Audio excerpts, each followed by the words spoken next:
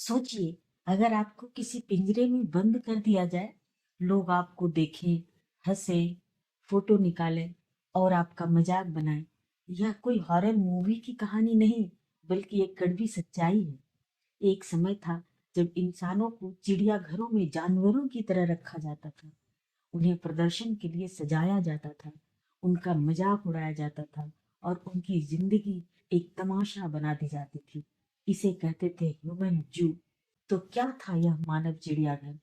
कौन थे वे लोग जिन्हें कैद किया गया और क्यों किया गया ऐसा भयानक काम? आज हम इस भयानक इतिहास की सच्चाई जानेंगे, जिसे सुनकर आपके रोंगटे खड़े हो जाएंगे। ह्यूमन जू एक ऐसी जगह थी जहां इंसानों को कैद करके रखा जाता था और जनता को उन्हें देखने के लिए बुलाया जाता था। यह यूरोप और अमेरिका में 16वीं से 20वीं शताब्दी तक चलता रहा। इन चिड़ियाघरों में अफ्रीका, एशिया और अन्य देशों के लोगों को दिखाया जाता था जैसे वे कोई अलग प्रजाति के हों। यूरोपीय देश खुद को सबसे विकसित मानते थे और बाकी दुनिया के लोगों को जंगली समझते थे। वे इन लोगों को पकड़कर यूरोप और अमेरिका लाते थे और जनता के सामने प्रदर्शित करते थे। इस तरह के शो में लाखों लोग आते थे और इन्हें मनोरंजन का हिस्सा माना जाता था। इस आयोजन को एथनोलॉजिकल एग्जीबिशन भी कहा जाता था। पेरिस, लंदन, बर्लिन और अमेरिका जैसे बड़े शहरों में आयोजित ह्यूमन जू में अफ्रीकी, एशियाई और अन्य मूल निवासियों को कृत्रिम गांव बनाकर उसमें रखा जाता था। इन जनजातियों को जानबूझकर असभ्य और जंगली के रूप में पेश किया गया। उन्हें कपड़ों और हथियारों के साथ प्रदर्शित किया जाता था ताकि दर्शक उनकी अलग संस्कृति का मजाक उड़ा सके। उनके पहनावे और रहन सहन को बढ़ा चढ़ाकर और प्राचीन बताया जाता था।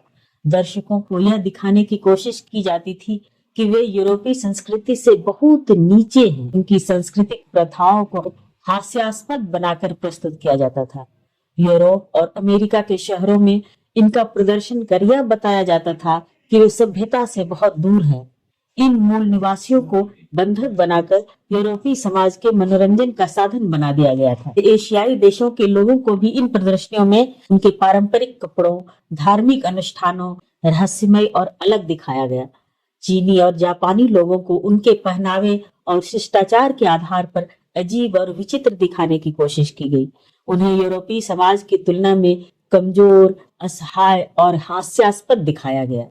पिग्मी जनजाति को विशेष रूप से पिंजरों में रखा गया ताकि उन्हें जानवरों जैसा दिखाया जा सके। ह्यूमन जू में उनकी संस्कृति, परंपराओं और जीवन शैली के विकृत रूप से प्रदर्शित कर उनके साथ अमानवीय व्यवहार किया जाता था। यह केवल मनोरंजन नहीं था, बल्कि नस्ली श्रेष्ठता और औपनिवेशिक विचारधारा का हिस्सा था। 1906 ईस्वी में अफ्रीका के ओटा बेगा नाम के एक व्यक्ति को अमेरिका के ब्रोंक्स चिड़ियाघर में पिंजरे में रखा गया।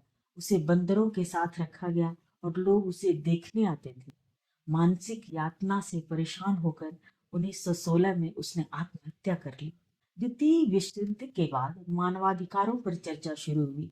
संयुक्त राष्ट्र और अन्य संगठनों ने इसे अमानवीय करार दिया।